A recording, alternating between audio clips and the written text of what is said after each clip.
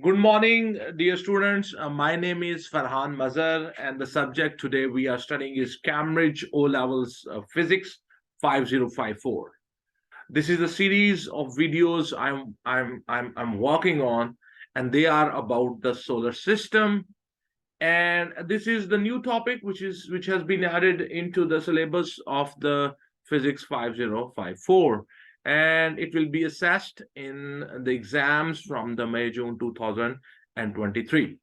So in this video, we are going to talk about the different, the comets and the asteroids and the meteors.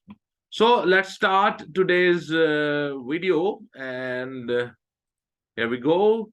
You see the bright objects with long tails. Comets can sometimes be seen glowing in the night sky. They may look spectacular, but a comet is just a ball of ice a few kilometers in diameter.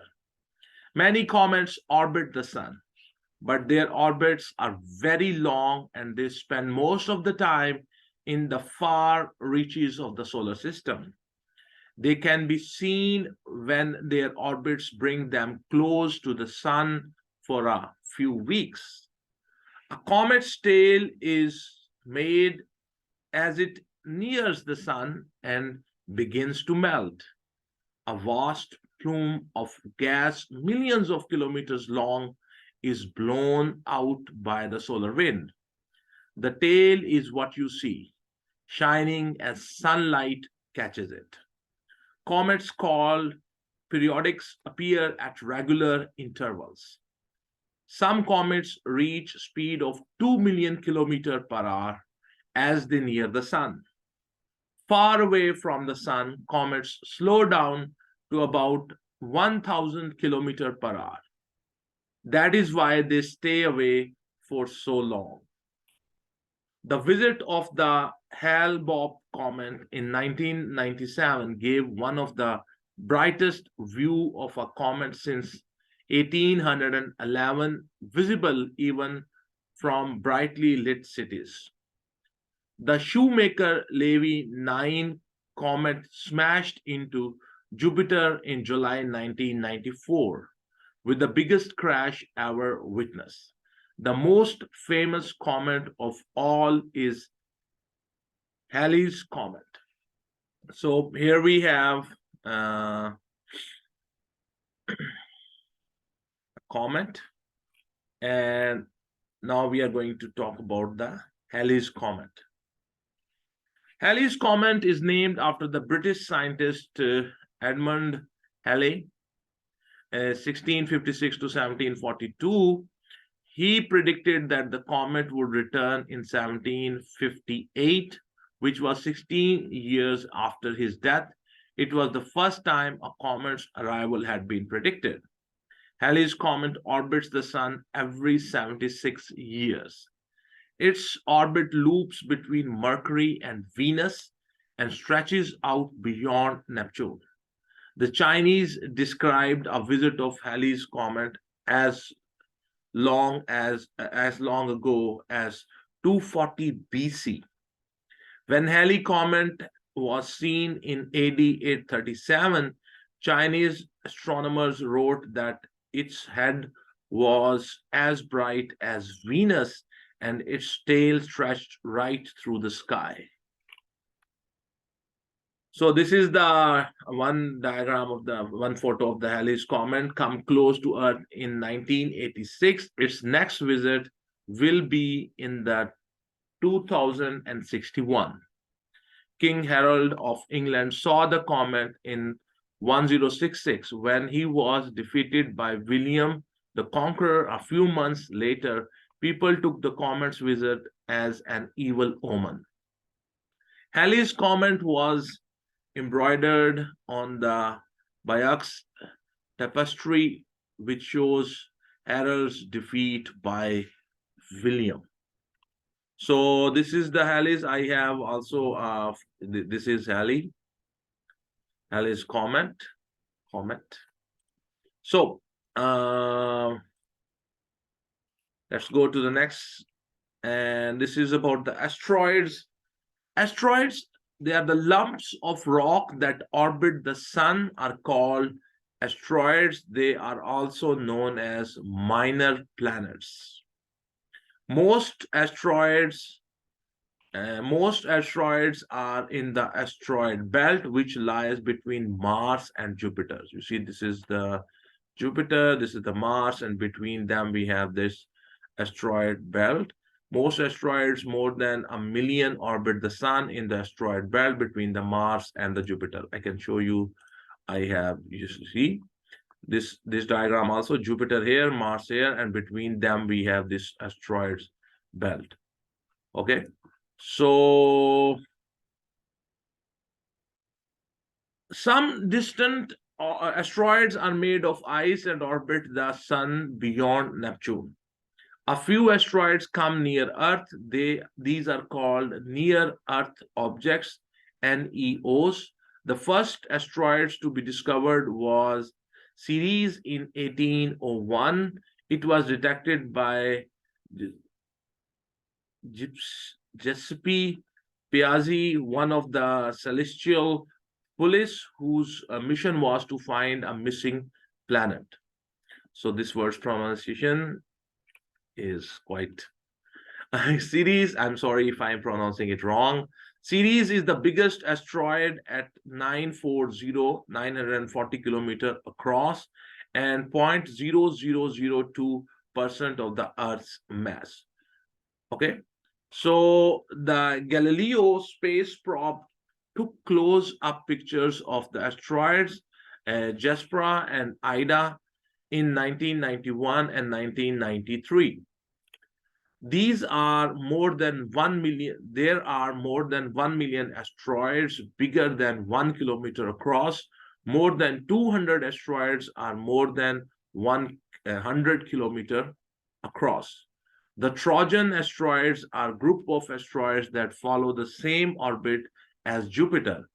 Many are named after warriors from the ancient Greek tales of the Trojan Wars. About every 50 million years, the Earth is hit by an asteroid measuring more than 10 kilometers across. So this is about the asteroids. Then we have meteors. Meteors, streaks of light seen in the night sky are meteors. They are made when dust or rocks crash into the Earth's atmosphere and burn up, leaving a fiery trail.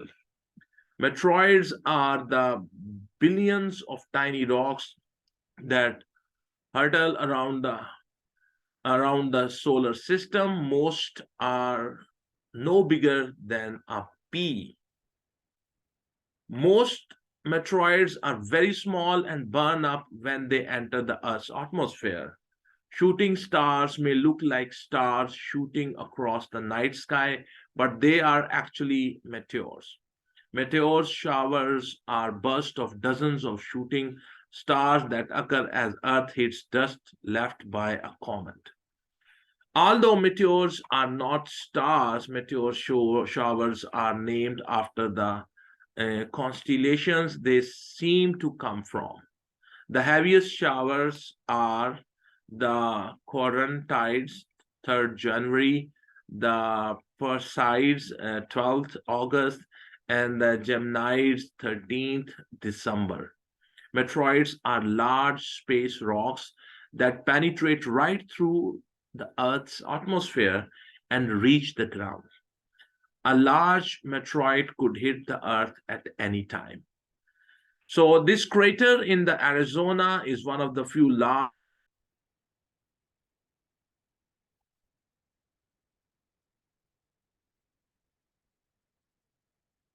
Okay, so this crater in the Arizona is one of the few large meteorite craters visible on Earth. The moon is covered with them. So there was some issue with the internet. Okay, so now we talk about the moons. Moons are the natural satellites of the planets. Most are small rock globes that continually orbit the planet, held in place by the planet's gravity. And there are more than 160 known moons in the solar system. And every planet in the solar system has a moon apart from Mercury and Venus, the nearest planets to the sun. New moons are frequently discovered as space probes such as the Voyager reach distant planets. Several moons have atmosphere, including Saturn's moon Titan, Jupiter's Io, and the Neptune's Triton. The largest moon in the solar system is Jupiter's moon Ganymede. The second largest is Saturn's moon Titan. It is icy cold and is the only moon with a thick atmosphere of nitrogen gas. The smallest moons are icy lump, just a few kilometers across, rather like asteroids. Saturn's moon, Lapetus, is white on one side and black on the other. Saturn's moon, Enceladus, is only 500 kilometers across, and its icy surface reflects almost all the sunlight. So here, Saturn's moon, Enceladus, is marked by deep valleys suggesting geological activity. This is quite rare in moon and smaller planets. So now we talk about the rotation. Rotation means spinning, star spins, planets spin, moons spin, and galaxies spin. Even atoms spin. The Earth takes 23.93 hours to spin once. This is called its rotation period. The fastest rotating planet is Jupiter, which turns around once every 9.84 hours. The slowest rotating planet is Venus, which takes 243.01 days to turn around. The sun takes 25.4 days to rotate, but since the Earth is going around it too, it seems to take 27.27 days. As well as spinning around, space objects also move around each other. Moons orbit planets, planets orbit stars, and stars orbit the center of galaxies. The Earth's movements are not actually felt because everything is moving with it. However, the Earth's spin can be seen as the sun, moon, and stars move across the sky. Gravity keeps everything in orbit. The sun's gravity pulls the Earth, and the Earth's gravity pulls the moon. The fastest spinning object in the universe are neutron stars. These can rotate 500 times in just 1 second. Just in 1 second. Rotating galaxies are just part of the spinning, moving universe. So years, a calendar year is roughly the time the Earth takes to travel once around the sun. That's 365 days. The Earth actually takes 365.24219 days to orbit the sun. This is called a solar year. To compensate for the missing 0.242 days, the Western calendar adds an extra day in February every 4th year. We call it the leap year. When measured by the stars, not the sun, Earth takes 365.25636 days to go round the sun. This is because the sun also moves a little relative to the stars. This is called the sidereal year. Earth's perihelion is the day its orbit brings it closest to the sun, and that is 3rd January. Earth's aphelion is the day it is farthest from the sun, and that is 4th July. So the planet with the shortest year is Mercury, which whizzes around the sun in just 88 days. So When orbiting the sun, the Earth tilts. This creates the different seasons. So here you see spring, winter, autumn, summer. The planet with the longest year is Neptune, which takes 164.8 years to orbit the sun. The planet with the year closest to Earth in length is Venus. A year lasts 225 days. A year on Earth is the time the sun takes to return to the same height in the sky at the noon. So day and night, the Earth turns eastwards. This means the sun comes up in the east as each part of the world spins round to face it. As the sun turns, as the Earth, turns, the stars come back to the same place in the night sky every 23 hours, 56 minutes, and 4.09 seconds. This is a sidereal day or star day. It takes 24 hours for the sun to come back to the same place in the daytime sky. This is the solar day, and it is slightly longer than the star day because the Earth moves 1 degree further round the sun each day. For each planet, the length of the day depends on how fast it spins and sometimes its speed in the orbit. Mercury spins once in 59 days, but in its solar day is 176 days because of its orbit. A day on the Jupiter lasts less than 10 hours because Jupiter spins so fast. A day on Mars is 24.6 hours, similar to a day on Earth. A day on the moon lasts nearly 1 Earth month. So this is about the day and night. When it is daylight on the half of the Earth facing towards the sun, it is night on half of the Earth facing away from it. As the Earth rotates, the day and night halves shifts gradually around the world.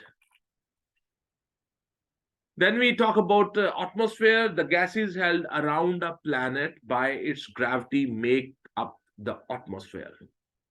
Every planet in the solar system has an atmosphere. Each atmosphere is very different. Earth's atmosphere is the only one that humans can breathe. Atmospheres are not fixed, but can change rapidly. Moons are generally too small and their gravity is too weak to have an atmosphere. However, some moons have one, including Saturn's moon Titan. The primordial earliest atmospheres came from the clouds of gas and dust surrounding the young sun.